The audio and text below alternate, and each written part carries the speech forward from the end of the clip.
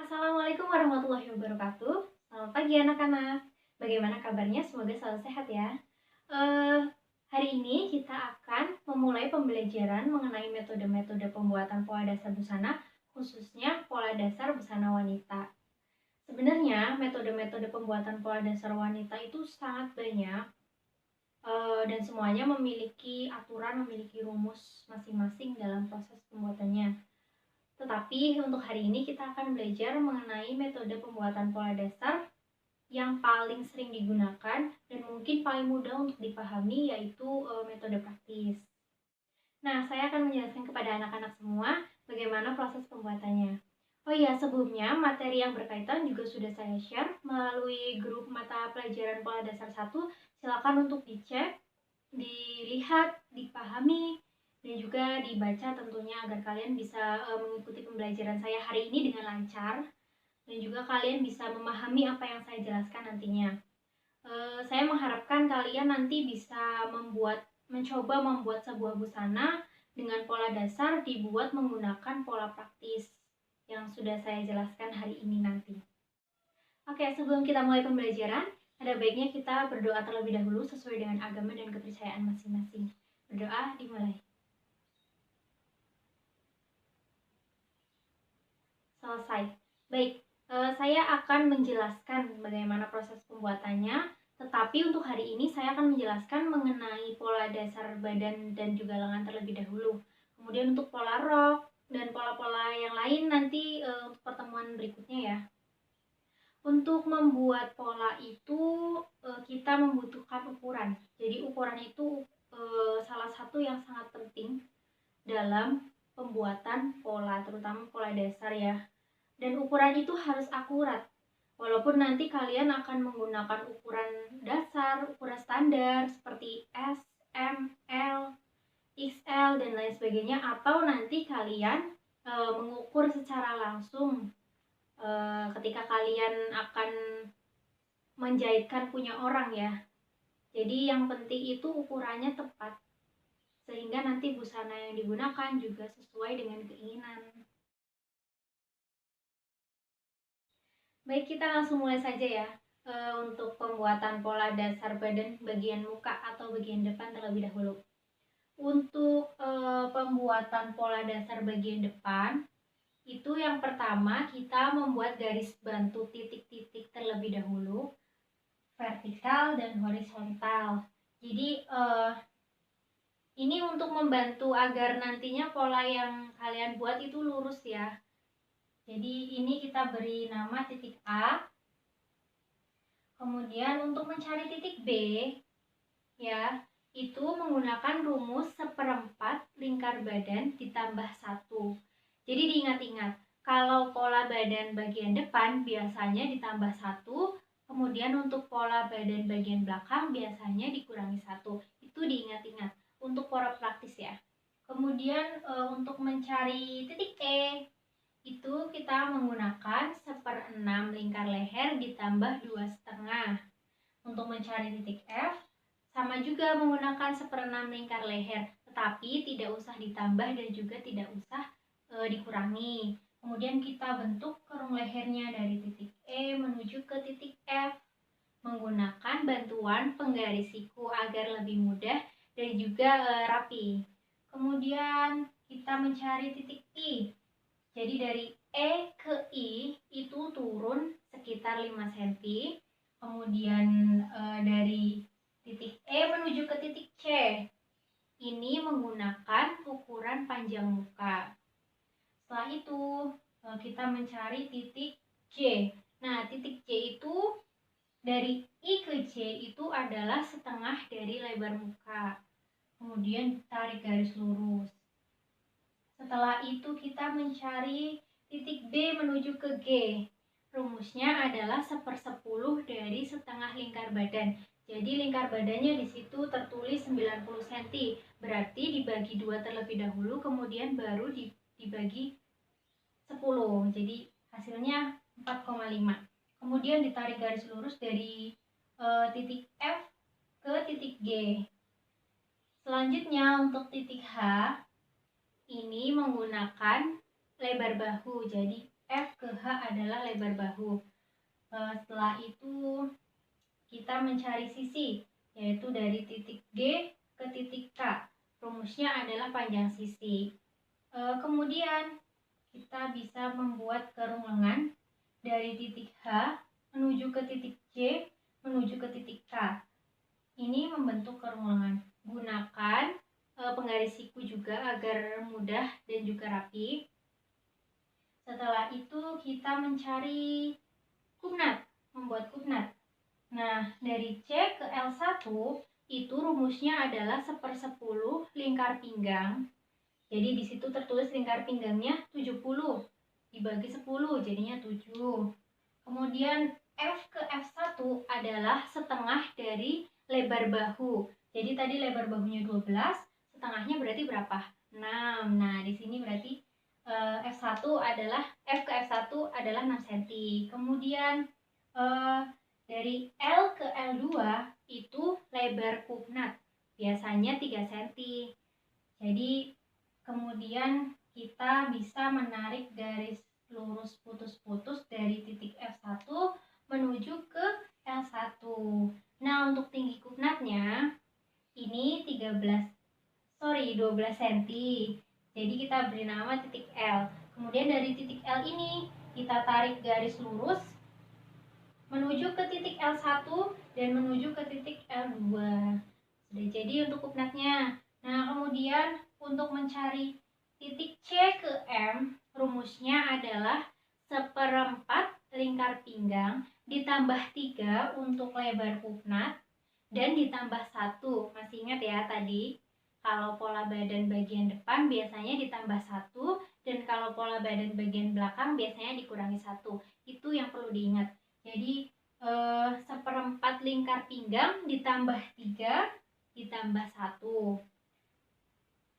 Hasilnya titik M ada di sini. Kemudian kita tarik garis lurus dari titik K menuju ke titik M. Jadilah sisi. Jangan lupa beri arah serat dan juga keterangan TM untuk tengah muka. Selanjutnya kita melanjutkan untuk pembuatan pola badan bagian belakang. Sebetulnya sama saja seperti awal-awal membuat pola badan bagian muka, kita buat garis titik-titik dulu, vertikal dan horizontal. Tapi ini kita beri nama titik O. Kemudian dari titik O ke N, rumusnya adalah 1/4 lingkar badan dikurangi 1. Karena tadi ditambah 1, ini dikurangi 1 karena pola belakang. Kemudian untuk N ke P itu turun 1,5. Untuk P ke U turun 8 cm. Untuk P sampai Q itu rumusnya menggunakan panjang punggung. Ya, diingat-ingat. Kemudian untuk N ke R sama dengan A ke F, yaitu 1/6 lingkar leher. Kemudian untuk titik V, kita menggunakan setengah dari lebar punggung. Kemudian digaris lurus. Ya. Kemudian kita mencari titik S, OS. Itu sama seperti pola badan bagian depan, yaitu 1/10 dari setengah lingkar badan. Kemudian kita boleh tarik garis lurus putus-putus dari titik R menuju ke S. Ya, sudah paham? Kemudian untuk mencari R ke T itu adalah lebar bahu. Ingat-ingat ya, lebar bahu 12 cm. Kemudian kita mencari sisi dari Y ke W itu menggunakan rumus panjang sisi 17 cm. Setelah itu kita mencari kupnat. Ya, ini dari Q ke X1 sama rumusnya 1/10 lingkar pinggang. Kemudian dari R ke R1 setengah lebar bahu, ditarik garis lurus putus-putus dari titik R1 menuju ke titik X1. Kemudian X1 ke X2 adalah lebar kupnat 3 cm. Dan kita menggunakan tinggi kupnat 14 cm sampai 16 cm untuk pola badan bagian belakang ya. Ini saya menggunakan 14 cm saja. Jadi kita beri nama titik X. Kemudian ditarik garis lurus dari titik X menuju ke X1 dan X menuju ke X2. Sudah selesai untuk coordinatnya. Kemudian kita lanjut untuk mencari titik Q ke Z. Itu juga sama menggunakan seperempat lingkar pinggang. Kemudian ditambah 3 dan dikurangi 1.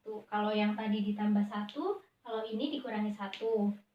Jadi hasilnya titik Z. Kemudian kita tarik garis lurus dari titik W menuju ke titik Z.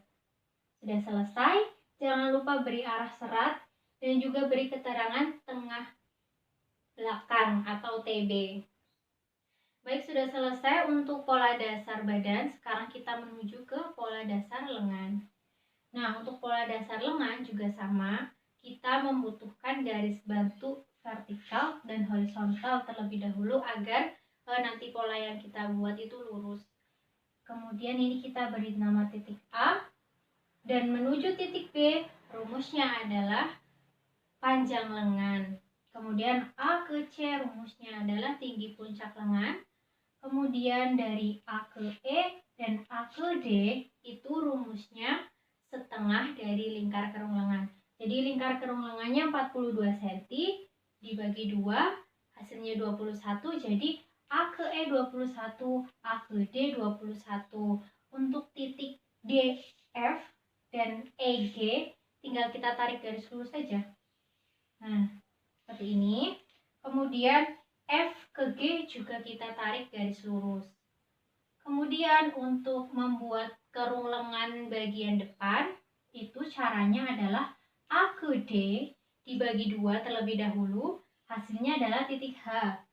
Ya, titik H. Kemudian untuk mencari J, yaitu A ke H dibagi 2, hasilnya titik C. Kemudian untuk mencari titik I juga sama, yaitu titik H ke D dibagi 2, hasilnya adalah titik I. Kemudian untuk membuat pola kerung lengan bagian belakang, ini A ke E dibagi 3. Jadi 21 tadi dibagi 3, hasilnya adalah A ke K 7 cm, K ke L 7 cm, dan L ke E juga 7 cm.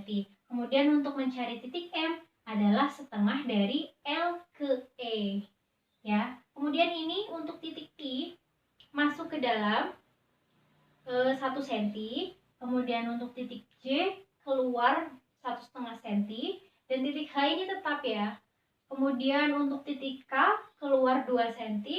Untuk titik M masuk 0,5 atau setengah cm.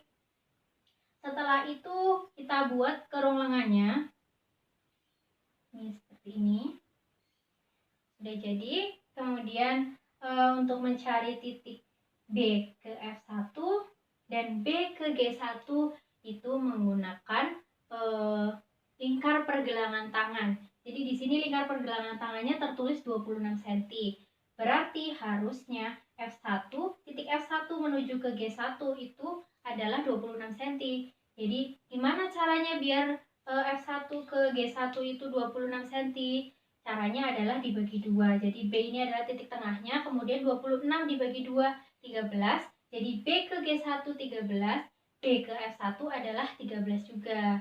Kemudian tinggal kita tarik garis lurus dari titik D menuju ke titik F1 dan dari titik E menuju ke G1. Kemudian yang bagian bawahnya dari F1 ke G1 tinggal ditarik garis lurus. Sudah selesai untuk pola lengan. Jangan lupa diberi arah serat agar memudahkan untuk nanti saat memotong bahan. Ya, sudah selesai. Nah, untuk kerung lengan, bagian badan muka dan bagian badan belakang, kemudian untuk bagian pola lengan ini itu harus diukur, hasilnya harus sama, 42 cm. Ini 42 cm. Kemudian pola badan depan dan belakang jika dijumlah kerung lengannya juga sama, 42 cm. Agar nantinya jika disatukan atau dijahit itu cocok ya. Baiklah, sudah selesai saya menjelaskan. Dapat disimpulkan bahwa dalam pembuatan pola itu ukuran adalah sesuatu yang sangat penting ya, baik menggunakan ukuran standar ataupun ukuran yang diinginkan. Kemudian metode-metode pembuatan pola dasar busana itu sangat banyak. Ada metode sew-in, metode Meineke, dan metode praktis, juga metode-metode yang lain yang nantinya akan kita pelajari selanjutnya. Kemudian selain itu kalian juga harus tepat, harus teliti dalam menghitung agar nantinya pola yang dihasilkan, busana yang dihasilkan juga sesuai dengan keinginan kalian, sesuai dengan ukuran kalian, gitu ya. Ada yang ingin ditanyakan? Oke, jika tidak ada, saya akan memberi kalian tugas, yaitu membuat pola blus wanita dan pola dasarnya dibuat menggunakan metode praktis. Dikumpulkan minggu depan dan juga lengkap dengan tanda-tanda polanya. Kemudian untuk nanti jika ada pertanyaan lebih lanjut, bisa ditanyakan melalui grup mata pelajaran pola dasar 1. Saya akan menjawab di situ. Demikian materi dari saya. Semangat terus belajarnya untuk mencapai cita-cita kalian. Selalu patuhi protokol kesehatan karena kondisi sedang seperti ini. Rajin mencuci tangan, memakai masker, dan kalau bisa tidak usah keluar rumah jika itu tidak terlalu penting yang mengharuskan kalian harus keluar rumah. Saya berpesan semoga kalian selalu bisa menjaga kesehatan selalu, dan juga kalian tetap semangat untuk mencari ilmu walaupun kondisi sedang seperti ini. Terima kasih untuk perhatiannya. Wassalamualaikum warahmatullahi wabarakatuh.